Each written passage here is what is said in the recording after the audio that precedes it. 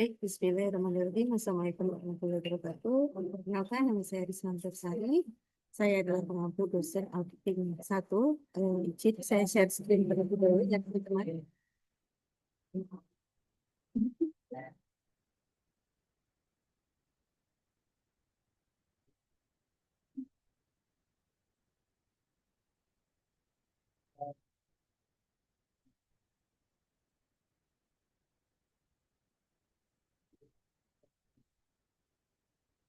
Apa ya?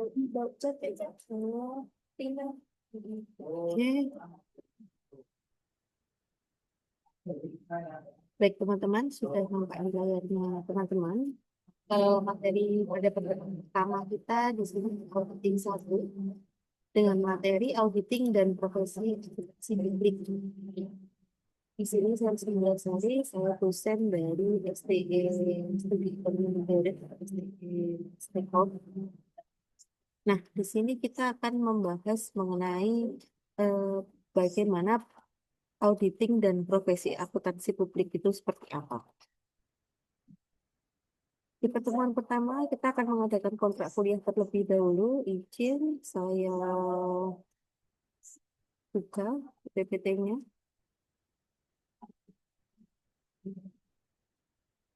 Baik, untuk pertemuan dengan saya, untuk tatap muka, online maupun offline, kurang lebih 15 kali pertemuan. Yang kedua adalah pembahasan materi dapat teman-teman lihat di link YouTube yang nantinya akan dibagikan di setiap pertemuan. Lalu yang ketiga adalah materi kuliah dan tugas-tugas yang berada di classroom atau siakat ya. Dan dengan link yang akan saya bagikan nanti akan saya bagikan. Yang keempat adalah pertemuan ke-8 dan ke-11 itu UTS dan UAS. Pertemuan kelima ini akan dilaksanakan, ujian ini akan dilaksanakan melalui LMS kita yakni Siakat dengan menu UTS ataupun UAS. Dan apabila ada tugas-tugas lainnya akan saya bagikan juga di pelaksanaan yang ada di Siakat. Yang keenam, komunikasi dan info akan langsung saya umumkan melalui grup WhatsApp dan pastikan teman-teman sudah bergabung di grup WhatsApp yang sudah saya buat dan kontak nomor handphone saya sudah ada di link eh, grup ya. Yang tujuh adalah nilai keluar itu perhitungannya adalah C ditambah dengan tugas UTS, ditambah dengan UTS, ditambah dengan tugas UAS, dan ditambah dengan UAS. Nah, itu adalah rata-rata dari nilai yang akan keluar.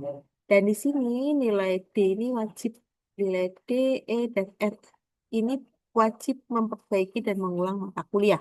Ya, jadi teman-teman harus perhatikan kontrak kuliah yang pertama sebelum kita melaksanakan perkuliahan 16 kali pertemuan ke depan di mata kuliah auditing 1. Untuk materinya, untuk sesi 1 ya ini 10 UTS dan setelah UTS yang pertama kita akan mempelajari yakni auditing dan profesi akuntansi publik. Untuk pertemuan kedua kita akan mempelajari etika profesional. Untuk pertemuan ketiga kita akan mempelajari konsep dasar dan standar auditing. Untuk pertemuan keempat, kita memasuki mempelajari mengenai laporan keuangan dan laporan audit itu seperti apa. Nah, untuk pertemuan kelima, kita akan mempelajari mengenai penerimaan penugasan dan perencanaan audit.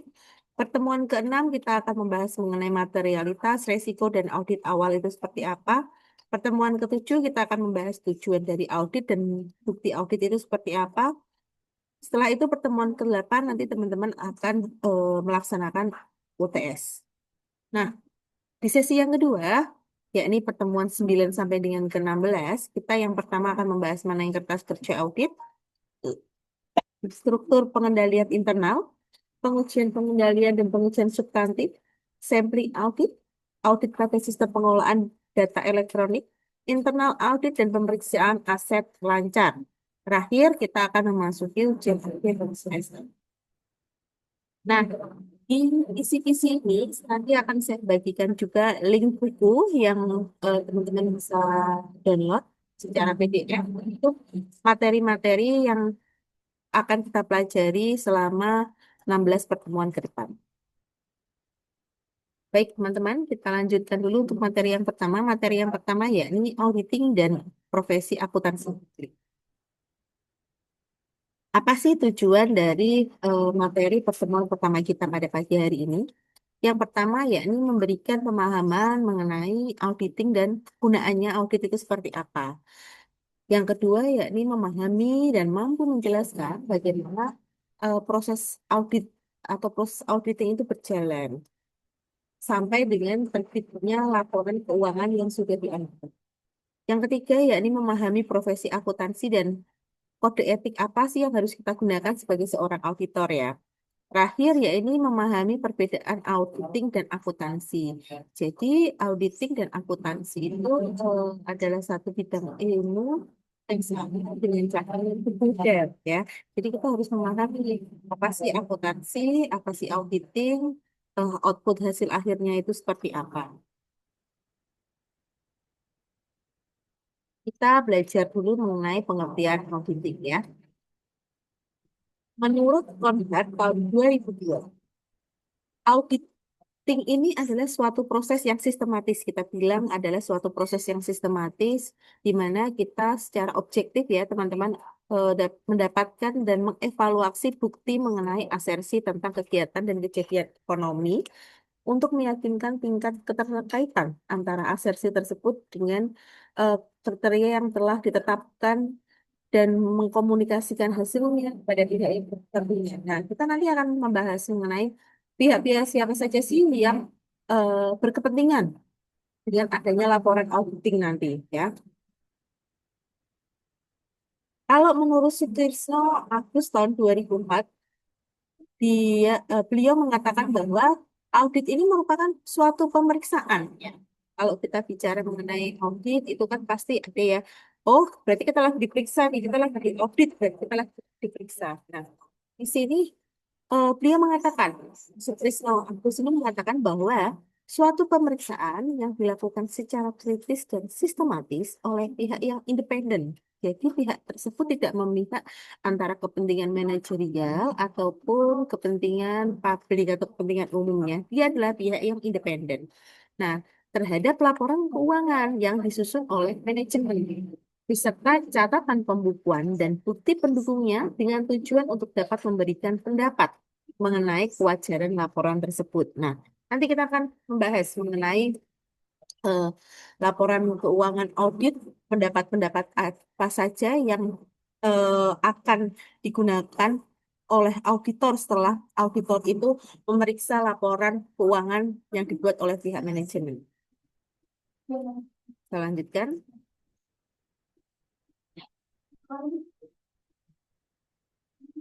Kita akan membahas auditing dan asersi manajemen. Asersi, kita sebut asersi karena adalah representasi manajemen untuk mengenai kewajaran laporan keuangan auditing standar board atau ASB ya, kita sering sebutnya, teman auditor itu kita sering menyebutnya sebagai ASB. Nah, di sini ASB ini dibentuk oleh AACPA di mana dia akan memformulasikan standar-standar auditing dan interpretasinya itu seperti apa, serta mengklasifikasikannya asersi tersebut ke dalam laporan keuangan. Nah, kalau teman-teman sudah mendapat materi auditing satu, tentunya teman-teman sudah mendapat materi sebelumnya, yakni materi akuntansi ya. Nah, kalau akuntansi itu IFRS ya, untuk badan yang dibentuk untuk memformulasikan standar laporan keuangan seperti apa. Nah, kalau yang auditing ini yang membentuk adalah AICPA. Nah, ini adalah badan di mana dia akan template-template dari standar auditingnya itu dari AICPA yang membuat. Nah, sekarang kita akan membahas mengenai klasifikasi asersi laporan keuangan. Yang pertama adalah expense atau occurrence. Nah, di sini apa itu yang disebut dengan existence dan occurrence?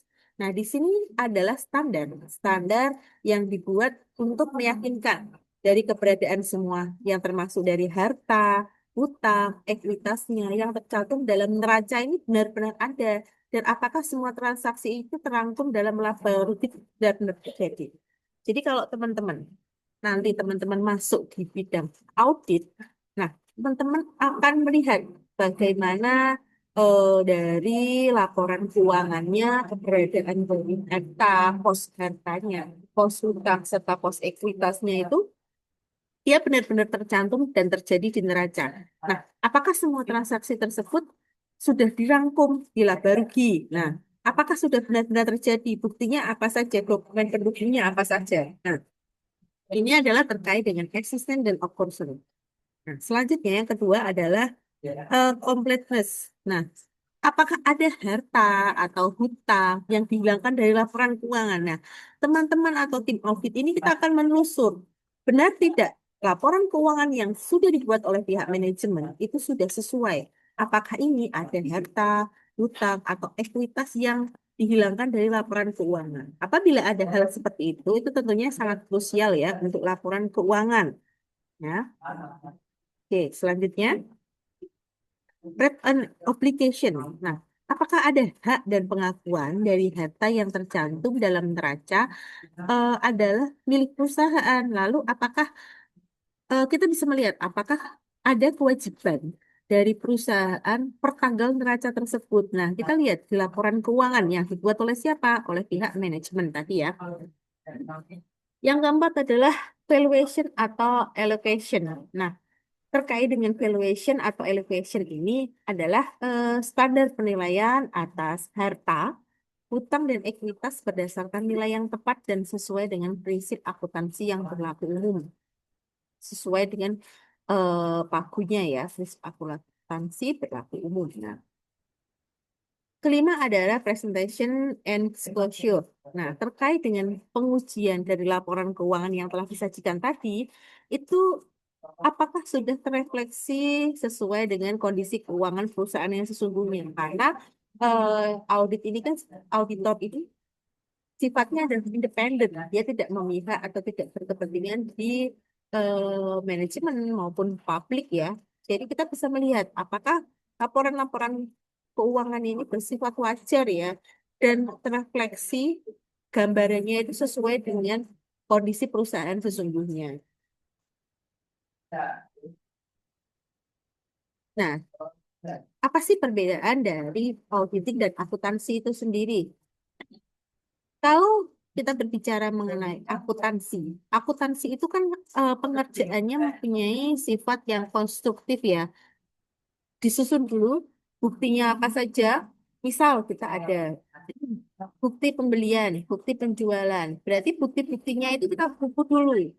Lalu kita buku, setelah itu masuk ke buku besar, masuk ke subbab buku besarnya. Oh, misal ini masuk akunnya persediaan. Misal ini masuk akunnya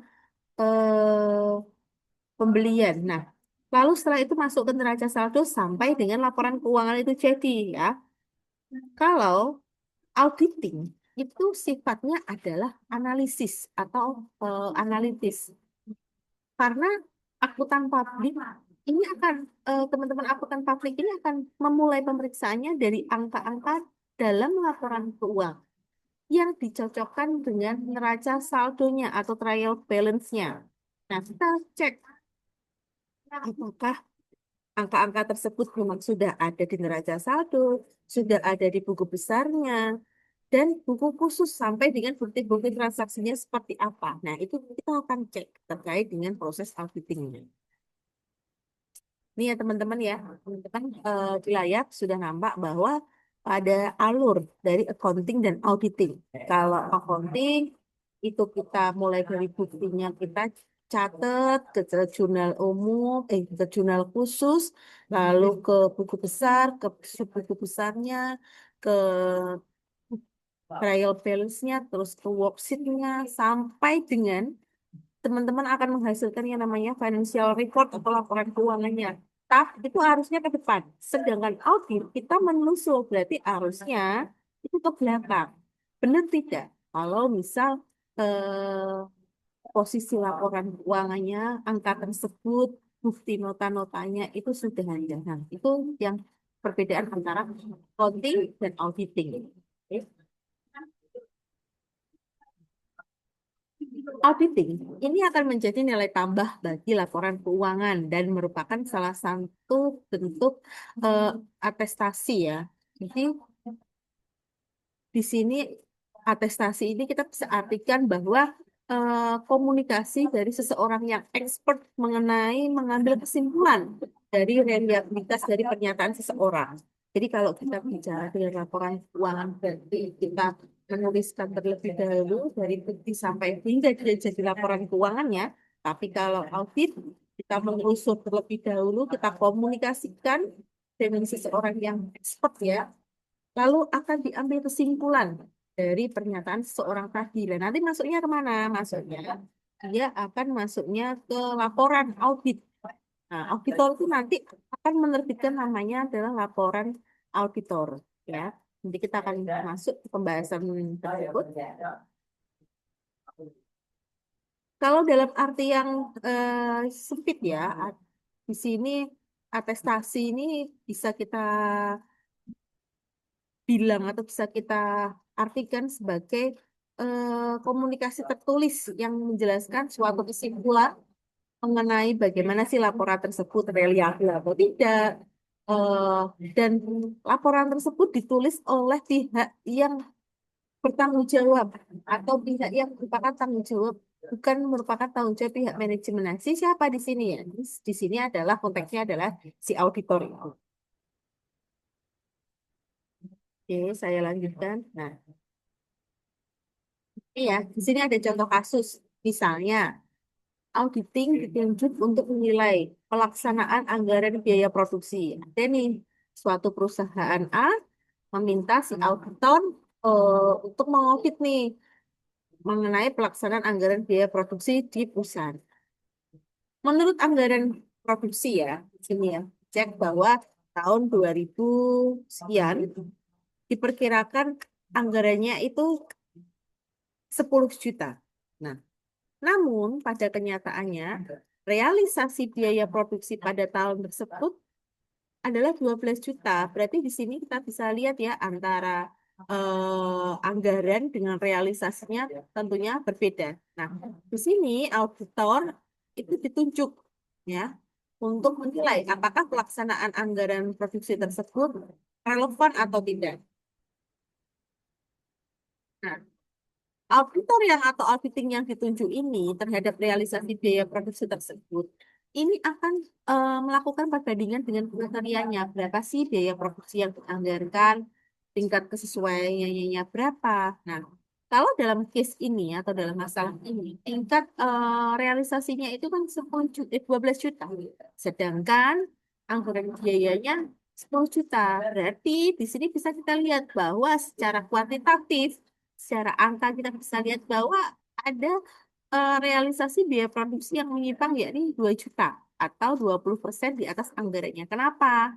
Hmm. Kita akan melihat itu ya dari sisi auditor ya. Lalu apa sih tipe-tipe audit itu sendiri? Nah, kalau kita berbicara mengenai tipe auditor, kita bisa ada audit laporan keuangan. Nah, tadi audit laporan keuangan. Ada audit kepatuhan, ada audit operasional. Nah, tiga auditor ini dari audit laporan keuangan, audit kepatuhan, audit operasional ini memiliki tugas dan fungsi masing-masing ya, teman-teman.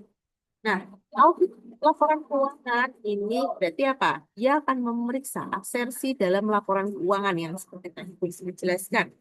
Terus kriteria yang digunakan dalam prinsip akuntansi berlaku umum, pakunya bagaimana?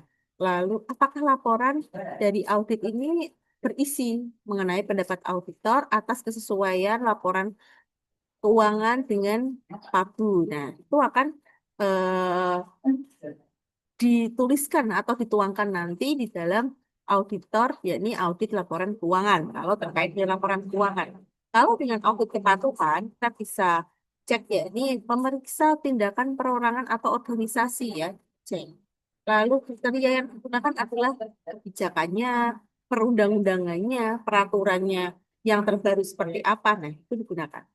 Lalu yang terakhir adalah laporan audit yang berisi pendapat auditor atas kepatuhan dari perseorangan atau individu ini atau organisasi terhadap kebijakan dari perundang-undangan, kebijakan dari peraturannya. Nah, ini adalah audit kepatuhan. Biasanya kalau di dalam suatu institusi atau dalam suatu organisasi ada tindakan individu yang menyimpang dari organisasi tersebut, maka tim audit kepatuhan itu akan melakukan investigasi. Yang ketiga, mohon maaf, adalah audit operasional. Nah, audit operasional ini adalah memeriksa seluruh atau sebagian aktivitas organisasi. Nah, kriteria yang ditujukan adalah tujuannya adalah untuk si organisasi itu sendiri ya. Nah, ini laporan auditnya ini berisi dengan rekomendasi perbaikan aktivitas ya. Jadi, teman-teman harus bisa membedakan antara audit laporan keuangan, audit kepatuhan dengan audit operasional ya. Nah, ini yang akan saya jelaskan jenis-jenis dari auditor. Yang pertama ada auditor di kantor akuntan publik atau KAP. Nah, di sini teman-teman auditor yang ada di KAP ini akan bertanggung jawab atas laporan keuangan historis yang dipublikasikan di bursa saham. Nah, ini teman-teman bisa cek ya laporan auditor yang dipublikasikan. Nah, ini auditor eksternal ataupun auditor independen. Nah, ada yang kedua yaitu auditor di kantor pemerintahan atau yang sering kita sebut adalah kantor BPK, ya, Badan Pemeriksa Keuangan. Nah, ini adalah auditor pemerintah. Ada auditor pajak, itu juga ada. Di sini dia akan mengaudit dari WP, apakah telah sesuai kewajiban perpajakannya dengan undang-undang, ya. Ini auditor pajak, ini biasanya kerjanya teman-teman ini di kantor BCP ya.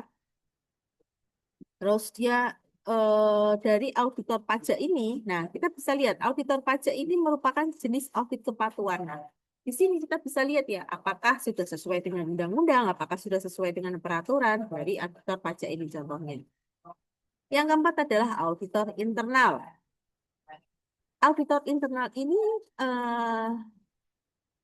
dia akan bekerja di masing-masing organisasi atau masing-masing perusahaan untuk melakukan audit bagi manajemennya.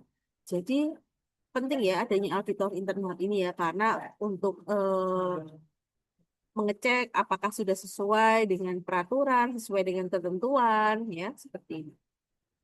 Dan ini harus independen terhadap lini fungsi dalam suatu organisasi ya teman-teman. Auditor internal ini kalau dalam suatu organisasi ada eh, lini fungsi A atau departemen A, departemen B, departemen C. Teman-teman auditor internal ini tidak boleh melakukan audit dengan tidak menerapkan sifat independensi. Dia harus independen. Dia tidak boleh memihak departemen manapun, ya. Jadi ini adalah auditor internal yang ada di perusahaan. Nah, tidak tidak independen terhadap organisasi sepanjang masih terdapat hubungan antara perusahaan dan karyawan. Lalu sertifikasi auditor internal. Ini teman-teman auditor internal itu juga ada sertifikasinya yang dimana dia harus sesuai ya dengan auditor internal. Di sini akuntan kita kaitkan profesi akuntan ini dengan auditor. Nah, sebutan dan gelar profesional ini yang dapat diberikan kepada teman-teman sarjana yang telah menempuh pendidikan di Fakultas Ekonomi ya, khususnya jurusan akuntansi di suatu perguruan tinggi itu sudah lulus pendidikan profesi akuntansi di mana dia atau teman-teman tersebut itu bisa kita bilang adalah suatu gelar profesional tentang akuntan. Ya. Profesi akuntan ini ada akuntan yang bekerja di departemen, biasanya akuntan manajemen atau akuntan publik. Ini kita bisa sebut auditor independen. Atau yang ketiga adalah auditor internal. Ini terkait dengan unit organisasi dalam bagian auditor internal itu sendiri. Nah, profesi akuntansi. Nah, aktivitas auditor dan akuntan ini disebut profesi. Nah, profesi ini memiliki 5 prinsip ya. Di sini yang pertama yakni pengetahuan khusus yang diperoleh lewat pendidikan formal tentunya tadi. Yang kedua, yakni memiliki standar kualitas profesi. Status profesinya ini akui di masyarakat, memiliki kode etik, dan adanya organisasi nasional. Nah, ini adalah 5 prinsip dari auditor dan akuntan yang kita sebut dengan sebagai profesi tadi ya, profesi akuntan.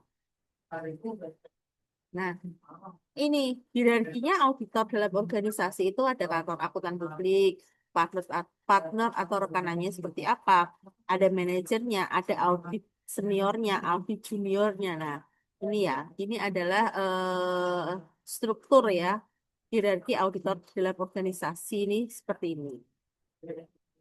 Nah, lalu apa saja sih aktivitas atau jasa yang diberikan kepada kantor akuntan publik? Yang pertama tadi ya, jasa atestasi auditing, yakni terkait dengan pemeriksaan, review, prosedur yang telah disepakati. Yang kedua, jasa non-atestasi, yaitu bisa kompilasi, jasa perpajakan, atau jasa konsultan manajemen. Nah, itu bisa. Kita lihat di sini, akuntan publik atau auditor ini akan memberikan eh, atestasi mengenai kewajaran dari laporan keuangan dan jasa atestasi lainnya. Contohnya membuat laporan internal kontrol ataupun laporan keuangan yang prospektif ya. Jadi teman-teman di kantor akuntan publik atau auditor itu boleh di situ nanti dia akan membuat laporan keuangan yang prospektif itu seperti apa. Lalu ada Assurance Service atau Komite Assurance Service atau IECPA. Nah, di sini adalah jasa dari seorang profesional yang mana dia independen, yang gunanya untuk meningkatkan kualitas informasi untuk pengambilan keputusan. Nah, di sini insurance service ini mempunyai ruang lingkup yang lebih luas dibanding dari teman-teman auditor atau atestasi lainnya ya. Nah, di layar teman-teman sudah dapat melihat bagaimana sih bentuk pelayanan assurance, ya ini pelayanan verifikasi mulai dari adanya pelayanan jasa profesional yang independennya seperti apa, itu guna meningkatkan kualitas informasi bagi pembuat keputusan. Nah, di sini audit atas laporan keuangan ini bersifatnya adalah histori ya. Jadi dijelaskan di awal tadi berbeda seperti membuat laporan keuangan. Audit atas laporan keuangan sifatnya histori. Kita telusur dulu apakah ada buktinya, apakah ada pencatatannya di buku besar, apakah ada pencatatannya di jurnal umum, jurnal khusus, ya, sampai dengan neraca, sampai dengan laporan keuangannya seperti apa. Lalu tinjauan atas laporan keuangan historinya itu terkait dengan jasa review ya, review atas laporan keuangan eh, dengan kendala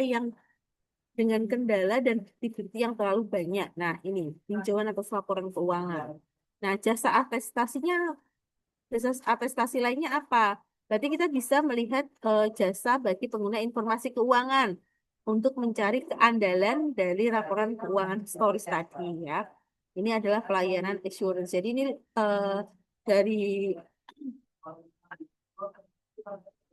dari jasa akuntan publik, assurance service ini adalah pelayanan akuntan yang lebih luas ya. Oke, saya lanjutkan. Ini ada jasa assurance lainnya, yaitu keandalannya adalah tentang dapat dipercaya sesuai dengan kesesuaian informasi. Nah, jasa insurance pada teknologi informasi saat ini biasanya tuh ada yang namanya jasa web trust akuntan publik atau jasa menilai kepercayaan sistem informasi, sistem trust. Nah, itu sekarang sudah banyak ya, teman-teman. Standar profesi akuntan publik ini dibagi menjadi 6. Ada yang namanya standar auditing, standar atestasi, ada standar jasa akuntansi dan review, lalu ada standar jasa konsultasinya seperti apa, ada standar pengendalian mutunya bagaimana, lalu aturan etika dari kompartemen akuntan publiknya seperti apa. Kita bagi menjadi 6 aturan yang harus dipenuhi oleh profesi akuntan publik ya. Berarti di sini kita bisa dari pertemuan pertama ini bisa kita rangkum bahwa secara umum audit ini dapat kita definisikan ya, kita ringkas bahwa adalah evaluasi terhadap yang pertama tadi, orang, terhadap organisasi, sistem, proses, atau proyek atau produk dengan menggunakan kriteria-kriteria tertentu tadi ya, yang sudah saya jelaskan. Lalu di sini audit dilakukan untuk menentukan validitas dan bukti reliabilitas informasi melalui pengumpulan bukti-bukti auditnya itu seperti apa. Yang ketiga adalah tujuan dari audit sendiri ini akan terakhirnya teman-teman auditornya akan mengeluarkan opini terhadap orang, organisasi, laporan keuangannya berdasarkan evaluasi atas pekerjaan berdasarkan pengujian tersebut. Nah, oke, teman-teman, ini saya akhiri di pertemuan pertama kita. Kita akan kembali bertemu di pertemuan kedua, di pertemuan selanjutnya. Apabila ada yang perlu ditanyakan mengenai materi pertemuan kita yang pertama, silahkan bisa chat di grup atau chat saya pribadi. Terima kasih, saya akhiri. Wassalamualaikum warahmatullahi wabarakatuh.